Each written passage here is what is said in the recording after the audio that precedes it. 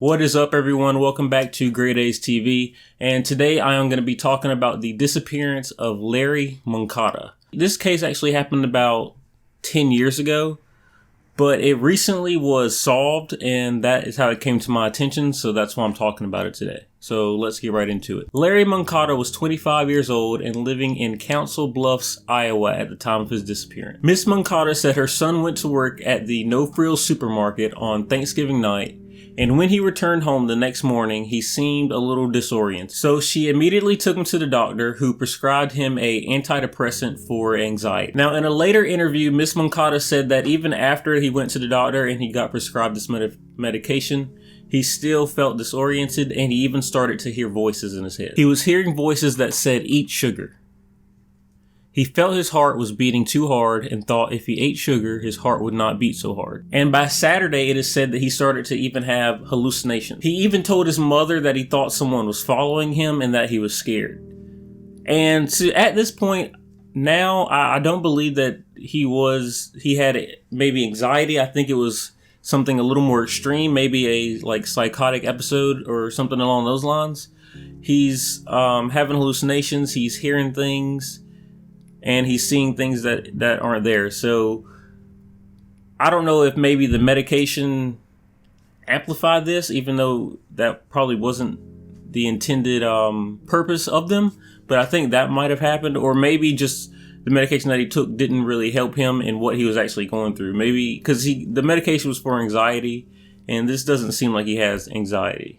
At least not after he went to the doctor. Maybe before he went, that's what they thought it seemed like, but afterwards, this is something else. So these hallucinations and the fear in general led Larry to run out of the house the evening of November 28th of 2009. And that was only one day after he had visited the doctor and got the prescriptions for anxiety. So this all happened really quickly, which leads me even more to believe that he might have just had some type of psychotic break, and I guess no one was really prepared for that at the time, or knew that that's what it was at the time. And despite the cold weather, it being November in Iowa, he actually left the house with no shoes and no coat, and all he had on were blue jeans and a blue button-up shirt. And Larry also left behind his wallet, his medication, and basically all of his personal belongings.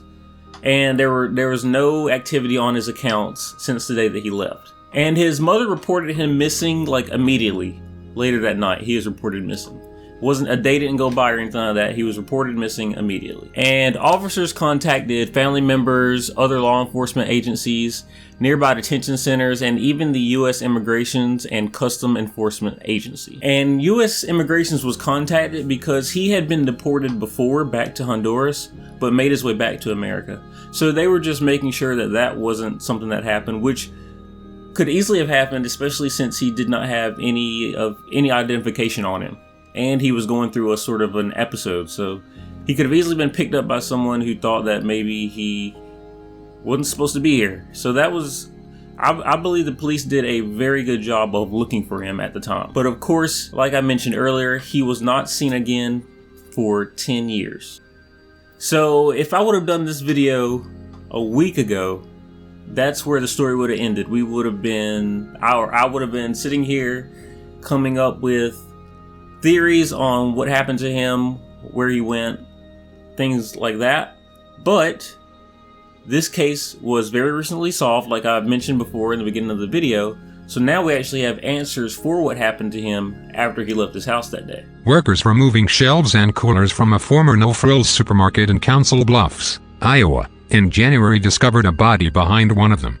The remains were recently identified as those of Larry Murillo-Moncada, a former employee who had been reported missing November 28, 2009. So in January of 2019, workers removing shelves and coolers from a recently closed No Frills supermarket in Council Bluffs, Iowa, found a body behind one of the coolers. And if you remember from the beginning of the video, I told you that Larry worked at a No Frills supermarket, in Council Bluffs, Iowa. So immediately after finding that body, investigators kind of figured that they should at least try and test some DNA to see if it is Larry, since there wasn't anybody else that they were really looking for at the time. So they used his parents' DNA to confirm his identity. And the clothes that the body was wearing at the time matched the description of the clothes that Larry was wearing when he ran out of his house. And after discovering the body and confirming that it was Larry, investigators were finally able to come up with a sort of timeline of what happened to Larry after he left his house that November night. So they now believe that Larry went to the No Frills supermarket and climbed on top of the cooler. And that space on top of the cooler was used to store merchandise.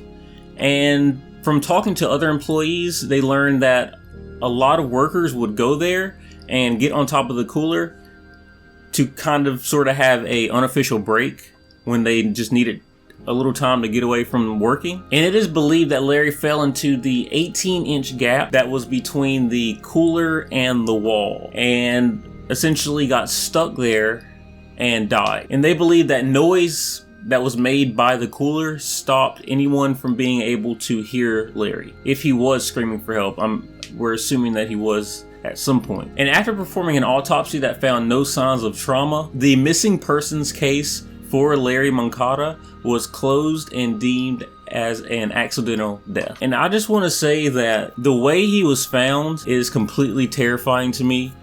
Being stuck somewhere is like top 3 on my list of worst ways to die, right up there with drowning and burning alive. I just can't imagine being stuck and not being able to move and just basically waiting to die, because that's the only thing that can happen. That's absolutely terrifying. I was reading comments in a thread on Reddit where they were saying that if he fell head first, then he probably passed out pretty quickly. So it wasn't as bad as it could have been. I couldn't find any reports on exactly what position the body was found in, but hopefully that was the case. I would hate to think that he was just sitting there for so long and calling for help and no one heard him. Another thing that I found kind of weird about this was the fact that, his body was stuck behind a cooler. No one noticed this until they were moving the cooler 10 years later.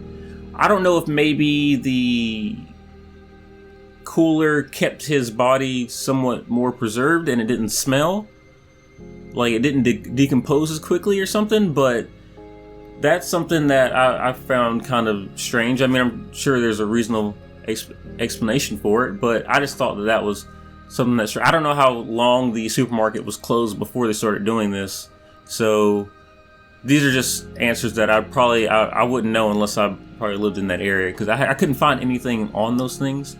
But for the family, I think that this is probably the best case scenario, besides finding him alive, of course, somewhere. But like I mentioned in a past video, I would always rather, if I could choose between the two, of having a loved one just disappear or having a loved one dead, I would choose like dead, and me knowing that they're dead and seeing the body and everything. Maybe not seeing the body, but you know what I mean? Just because if they were just missing somewhere, part of me would always believe that they would be found someday. And I don't think that is the best way to live your life, just sort of hoping that this person who's been missing for 10 years will suddenly come up one day and say, hey, sorry, I was at the grocery store or something. Like, no joking, no pun intended in that. But that might just be me. Let me know what you guys think about that. But that is actually where I'm going to end this story. Like I said, thankfully his family have answers for what happened to their son. And I think that is the best case scenario for the situation, besides finding him alive, of course. So let me know what you guys think about this. Maybe leave comments on what you think is the worst way to die. I'd love to hear what other people think. I don't know if you heard that loud truck drive by, but I'm going to keep going. Also, leave comments on would you rather someone that you loved, would you rather them just be missing, Or would you rather know that they were gone and dead? That'd be interesting to know as well. But that's all I have to say about this video. So I will catch you guys next time.